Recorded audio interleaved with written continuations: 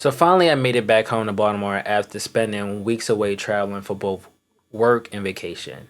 Now that I had a chance to unpack, I want to, tell y'all the highlights of my DreamCon 2026 trip. Get everybody's attention. Sydney got some words of wisdom. Come on, Sydney. All right, so a shot to DreamCon 2026. Yeah. To love, to life, and to good times. Hey! At this point, DreamCon has become the Super Bowl, WrestleMania, NBA Finals of my social calendar. It's the one event every year where I tend to go all out for, and more importantly, it's the one event that all my friends from different cities, backgrounds, friend groups can all agree to show up to. That's rare, and that's something that I pretty much don't take for granted. Shout out to everyone who came out. Y'all are the ones who made this trip unforgettable. This isn't gonna be like a highlight reel. I just want to give y'all the full Escobar perspective. The wins, surprises, side quests, and lessons learned, and everything in between. Damn, I forgot to grab a water. Okay. I'm eating salty ass chips. Hey, can I have some chips? Yes. I'm way too sauced out. Gotta eat something. Bye. What did I do? No, I can tell I'm a certain amount. I'm like, these chips look good, bro. These chips look good. Did you just say these chips is hella good, whoa?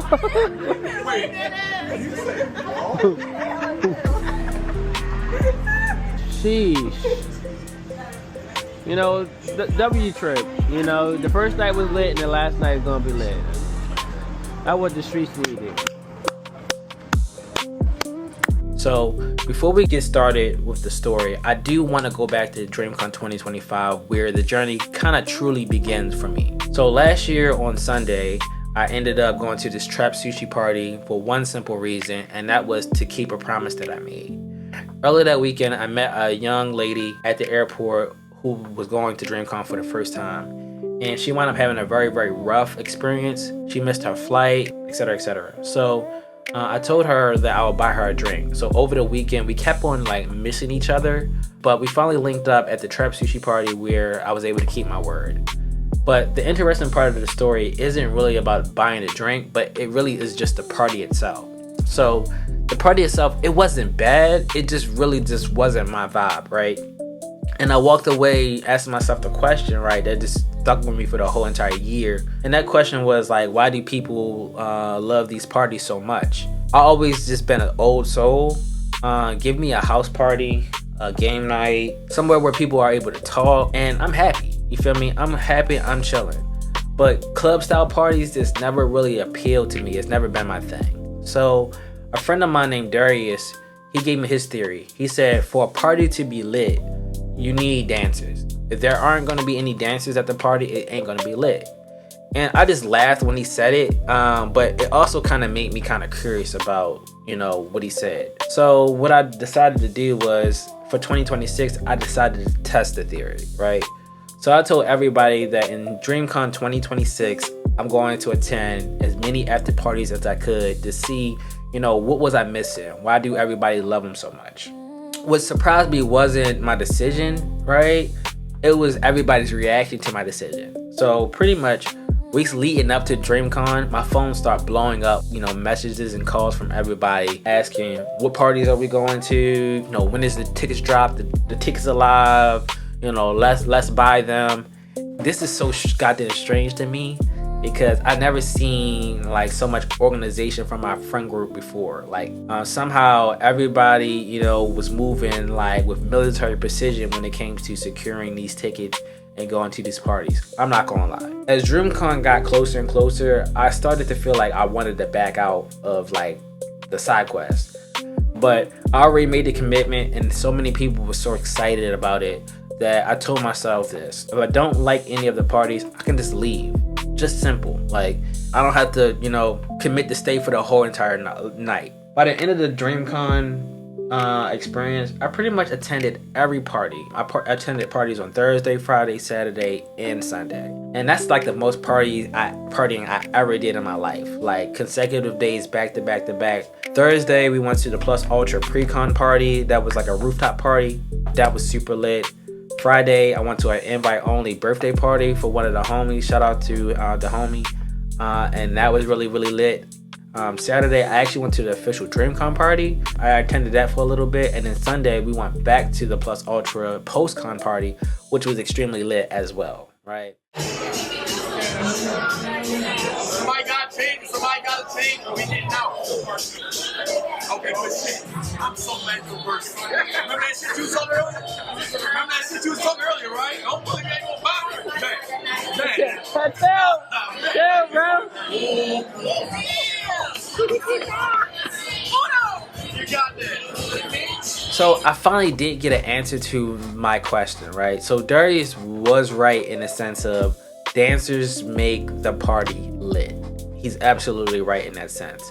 But not only dancers make the party lit, also like attending the party with your friends who got your back, who's going to buy you a drink, who's going to make sure you're good. That's also makes these parties really, really lit as well. Members of my party and my crew, they know that I don't really party or not. So they were willing to just let me chill in the section, chill on the couch, you know, chill in the corner, chill outside, right? They didn't hassle me or bother me too much. They did tap in with me, ask me like, do you want another drink, or are you good, or like, what's the vibe? I also noticed that like if your team and your crew and your group is lit and y'all having fun and the vibe is good, y'all adopt other people to your circle or to your squad, right? My whole crew was dancing at one point. Somehow they snuck some video of me two-stepping and dancing to Flocka. That was OD crazy.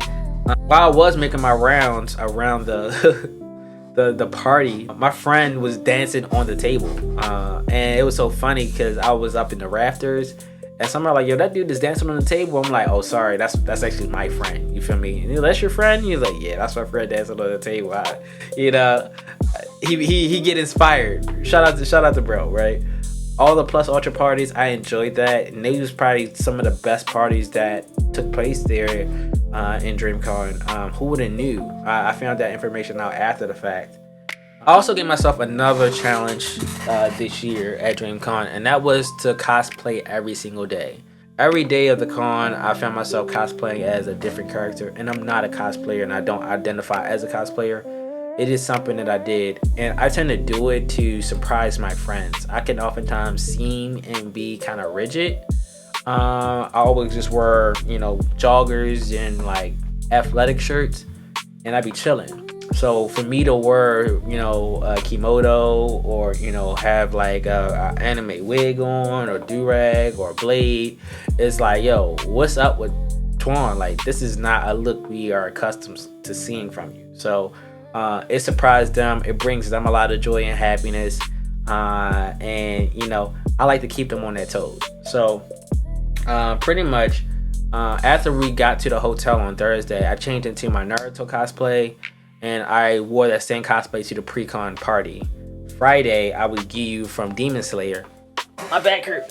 And that cosplay was super dope. Saturday, I was Kisuke Urahara with the Jordan 4s. And then I saved my best cosplay for last. That was the Sosuke Aizen with the glasses captain uniform cosplay. And that was really, really cool. I liked it. Shout out to actually Nikki for creating that wig. She created the cosplay wig, and it really just tied everything together. It didn't itch, it held its shape, it traveled well. So shout out to her. I greatly appreciate her for all the help and support when it came to that. Sometimes some of the best moments aren't really had at the actual convention itself.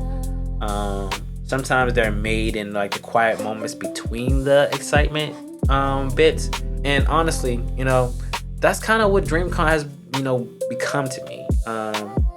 Yes, DreamCon is about anime. Yes, it's about cosplay. Yes, it's about the parties, the content creating, the seeing your favorite creators.